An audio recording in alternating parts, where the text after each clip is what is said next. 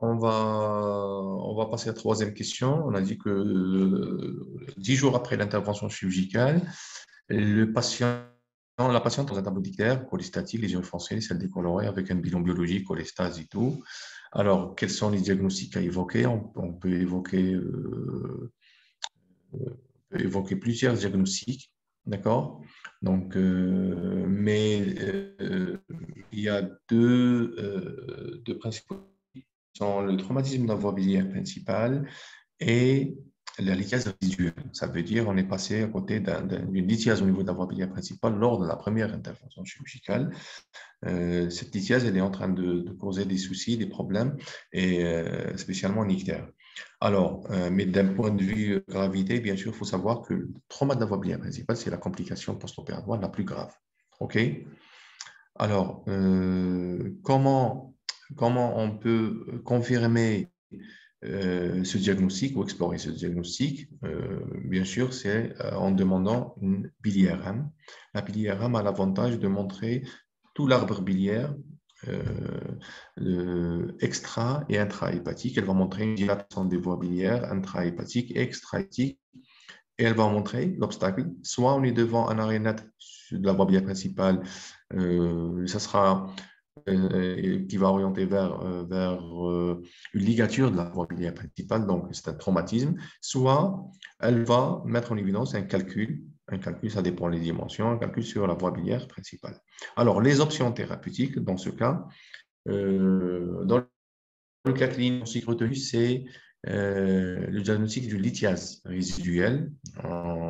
L'IRM montre une dilatation des voies biliaires intra-extra-hépatiques sur un calcul de 1 cm au niveau du bas cholédoque. Quelle est l'option thérapeutique? Quel est le traitement?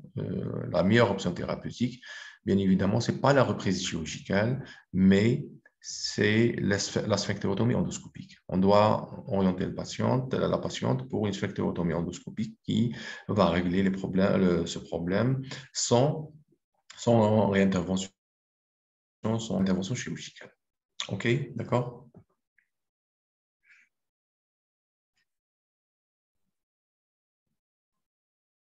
On peut passer? Oui. Alors, pour le troisième cas clinique, ça sera un homme de 22 ans qui consulte au niveau du pavillon d'urgence chirurgicale pour un traumatisme abdominal ouvert suite à une plaie par arme blanche. Alors, l'examen clinique réalisé chez un malade stable sur le plan hémodynamique, donc il n'y a pas de signe de choc. OK. Euh, Cet examen clinique montre une plaie de 1 cm située au niveau de la région périombilicale. Alors, quels sont les éléments à rechercher à un interrogatoire? Bien sûr, il y a plusieurs. Il y a les antécédents, il y a le mécanisme, il y a l'agent contondant. On doit avoir une notion sur la nature de cet agent. Mais aussi, il y a un élément très, très important à préciser, c'est la durée ou l'heure de l'accident. Pourquoi l'heure de l'accident? Puisqu'il va dicter la prise en charge de notre patient. Je m'explique. Une durée supérieure à 6 heures, elle va contre-indiquer une suture ou elle va contre-indiquer, en cas de plaie colique, elle va contre-indiquer une suture ou un traitement radical. Donc, devant un patient qui présente une plaie par blanche qui a occasionné une plaie au niveau du côlon et dont la durée est supérieure à 6 heures, on doit contre-indiquer la suture et on doit faire une stomie. Par contre, si la durée est inférieure à 6 heures, là, dans ce cas, on a le droit de faire une suture simple de cette plaie colique. C'est pour ça, j'insiste sur cette notion de l'heure de l'accident, c'est pour orienter l'attitude thérapeutique. Alors, quelle est la conduite de l'examen clinique? Comment on peut examiner ce patient? Bien sûr, l'examen clinique il est classique. On commence par l'interrogatoire. Après l'interrogatoire, l'inspection. On doit rechercher une plaie une solution de continuité. Je pense que l'écran départage.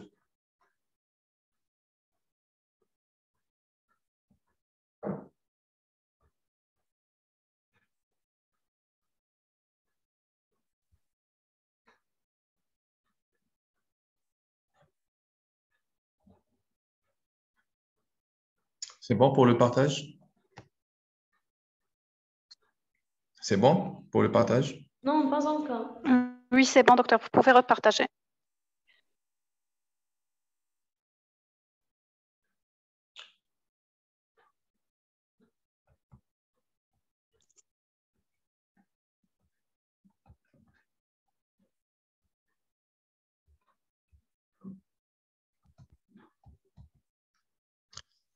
Docteur, Oui, je sais pas, mais s'il vous plaît, repartagez l'écran. oui, oui, oui, oui. C'est bon? Je Oui, pense que c'est c'est bon. bon. Oui, pour l'examen clinique, donnement de l'examen clinique, c'est l'inspection, la recherche d'une plaie. Dans ce cas, on est devant une plaie en péri située à 1 cm en péri ombilical. Il faut savoir qu'en matière de traumatisme, traumatisme ouvert de l'abdomen, les dimensions de la plaie sont pas très importantes à identifier. Le plus important, c'est la profondeur de la plaie. Ce n'est pas les dimensions. Ce n'est pas la largeur ou la longueur de cette plaie. Donc, une plaie de 1 cm peut avoir des conséquences graves. Donc, il faut se méfier des plaies de petite taille. D'accord. Donc, 1 cm ou un demi-centimètre ou 5 cm, ça veut dire rien. Ça veut dire, ça va nous orienter, ou l'élément le plus important qui va nous intéresser, c'est pas les dimensions, c'est la profondeur. C'est la définition d'une plaie pénétrante. On parle d'une plaie pénétrante si le péritoine pariétal est, est rompu. Donc, ça, c'est grave. Donc, si le péritoine pariétal est franchi par la largeur contondante, c'est la définition d'une plaie par manche, c'est la définition d'une plaie pénétrante, et ça, c'est sérieux. Ça veut dire que, il y a un risque que cette plaie a occasionné une perforation, soit au niveau du grêle, soit au niveau du côlon.